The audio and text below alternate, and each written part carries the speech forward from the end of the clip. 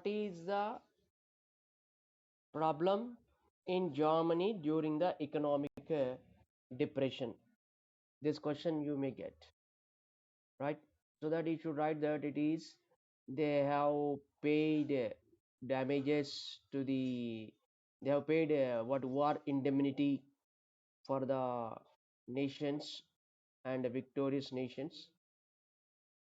So to overcome the financial problems and to fulfill the conditions of the Treaty of Versailles, the government of Germany started printing the currencies, right? So, what was the result of a printing currency in Germany that led to inflation? As the word inflation is there, we may expect a question that what is inflation? So, what is inflation? It is that continuous rise in the prices of the commodities and decrease in the value of money, that is called inflation. Okay, so by 1932 the industrial production, which was reduced to 40 percentage of the production in 1929 level. What was the problem in Germany due to the Great Depression? Industrial production was reduced to 40 percentage of the 1929 level. This is one result in Germany due to the Great Depression. Second is people have lost jobs, wages were reduced, 6 million people were unemployed. They were moving in the street using the placard that they were willing to do any work, right? Unemployed people, right? They were playing the cards, sitting at the street corners. There was a long queue at employment exchange. There were people enrolling their names in employment exchange that they want a job. There were very few jobs. As jobs were very few, many of the people are unemployed. They were not able to find the job, so that they turned to criminal activities, right? And the economic crisis in the Germany created anxieties and fear in the people that they may not overcome from this situation. Okay, self-employed retailers also suffered in their business. They have seen their business got ruined, uh, and society in Germany filled with the pauperization, that is going into the poverty. Working class people suffered a very worst, and the small businessmen, they felt fear that their status may decrease to poverty. So here we see there are a lot of problems with the economic depression in Germany. There was a sharp fall of the agriculture products, the price of the agriculture products. Women were not able to fulfill their children. Total, it was a despair. That means loss of hope to recover from the economic depression. And this is accompanied with political instability. What is political instability? There the government were changing. Governments were frequently changing. There was no one constant government in Germany. Instead, so in this critical time, there the Hitler, uh, he moved into the society, in the German society, with the idea of fascism and idea of Nazism, fascism in Italy. Understand? So such type of questions we may get in a examination. Okay. So next, moving to that, what is fascism and Nazism, right? So these are the two ideologies developed in the world after the end of World War One, and this ideology developed in the defeated countries. Germany was defeated in the World War One. Italy was defeated, right? So these are the two nations in which this ideology developed. It is based on aggressive nationalism, right? Fascism or Nazism. These are the what ideologies based on aggressive nationalism developed in Italy and Germany.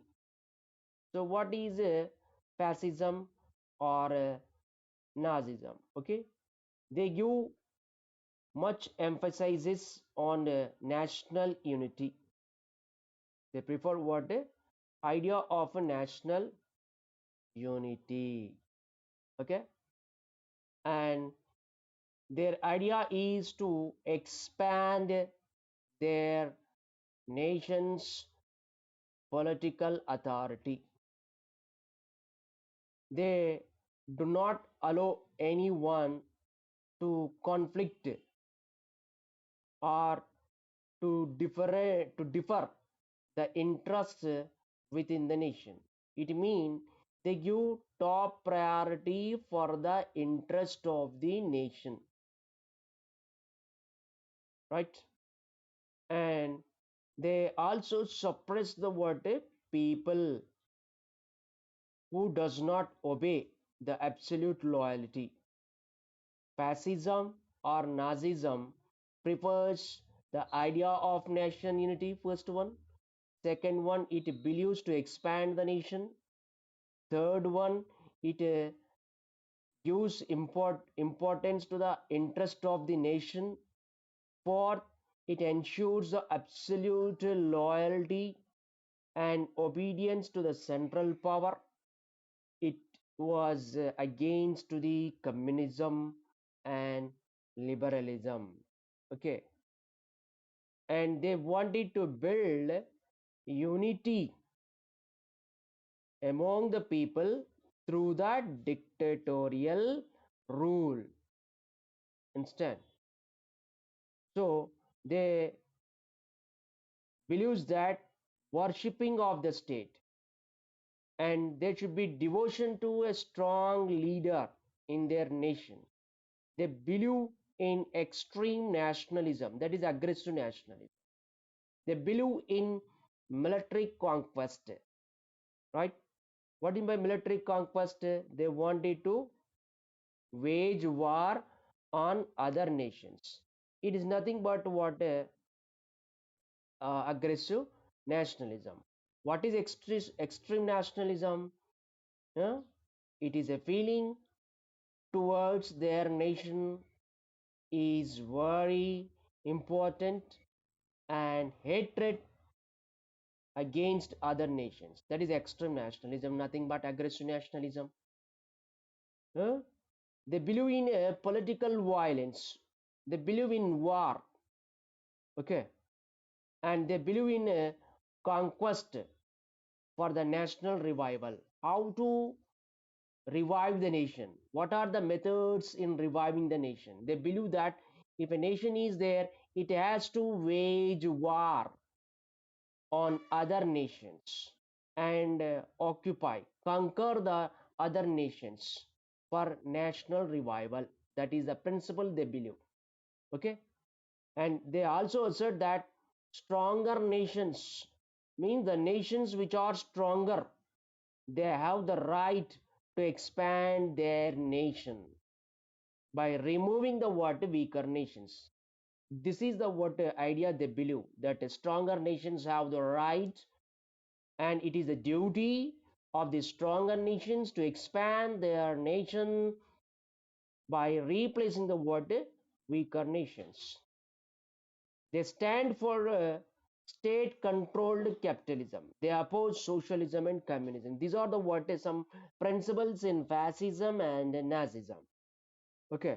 They also stand for abolition of private industries. There is no freedom to any private industries. All the industries must and should under the control of the state. So they stand for state controlled capitalism. What a state controlled capitalism they believe, and they oppose socialism and communism. They abolish all the private industries. Okay, these are the what principles in fascism and Nazism. You may get a question in examination.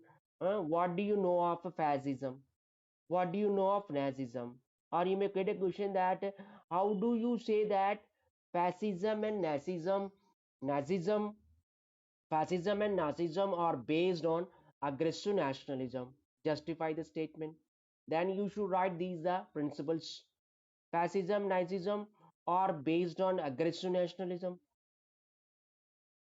How it is? You should write that they believe that the stronger nations have the right to expand their territory by displacing the weaker nations. Uh, they believe in political violence. They believe in war and conquest of other nations for the national revival. So political violence, war, and conquering the other nations is a part of the aggressive nationalism. So that I says that fascism and Nazism is based on aggressive nationalism. In that way, question may come in any way. So concept understanding is very important. Okay. So this ideology, that is fascism and Nazism, uh, was very popular in defeated countries. Okay, which are the defeated countries? Especially Germany and Italy. Okay, who were feeling that they were insulted. Yes, they were insulted because in the Treaty of Versailles, these victorious nations, Britain, uh, America, right, allied powers, they have kept some rigid conditions in terms of Treaty of Versailles on the defeated countries.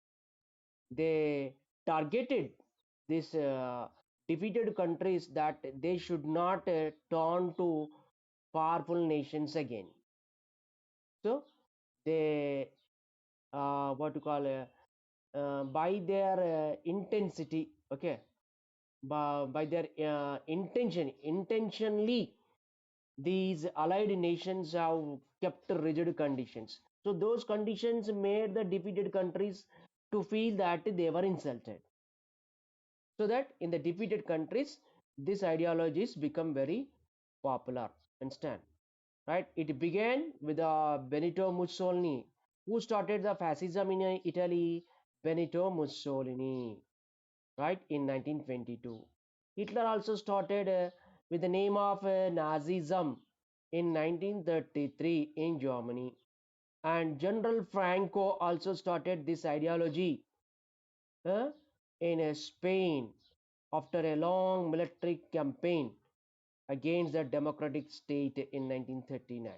Even Japan too started this ideology instead, that is militarism. Okay, it started its military campaigns in China and Korea. It occupied the territories of China and Korea instead, though there is no name to the ideology. In Germany, in Japan, we can say this ideology is in the form of militarism, right? And in Italy it is a fascism. In Germany it is a Nazism. Understand? In Japan it is totalitarianism, okay, or militarism. Okay, so whatever the names they have preferred, but all those are based on aggressive nationalism. Understand? Right? So they followed the fascist ideology. Understand? So these are the what points you need to write when a question is asked about what do you know of fascism and Nazism. Next, we may expect another question that what do you know of Hitler, right? Write some few words about Hitler. So who was Hitler? He was the founder of Nazism. We know that. Leader of Nazi party. He was very powerful speaker, right? And he promised that to build a strong nation, right? He also stated that to remove the injustice met out to the Germany in the form of Versailles Treaty. In his speeches, he stated that he will restore the dignity of the German people, right? Further, he promised that employment for those who are looking for work, and there will be secured future for the youth. We know that youth, they played placards, right? And some moved in the streets hanging a placard in their neck that willing to do any work. So such a severity of unemployment uh, situation was there in the Germany. To overcome it, Hitler promised that he will give secured future for the youth. And he also promised that to remove all foreign influences and foreign conspiracies which made against Germany. Okay. Hitler believed in a new style of politics, right? He believed in the importance of rituals and spectacle to mobilize the masses. How to mobilize the people? By ritualistic rounds of applause. He organized massive rallies, public meetings to show that the support of mass to the Hitler. He wanted to create a sense of unity among the people, right? His party, Nazism, used a swastik symbol, which is tied to the red banner, uh, and a round of applause after the meeting. All these were the what new style of politics Hitler followed that made the Hitler very great leader in the Germany. Finally, he what to call collapsed due to the what aggressive nationalism. So, what question you may get in is, what do you mean by fascism, Nazism? What are the principles of it? What do you know of Hitler? These are the questions we are going to expect here. Okay, here we'll stop.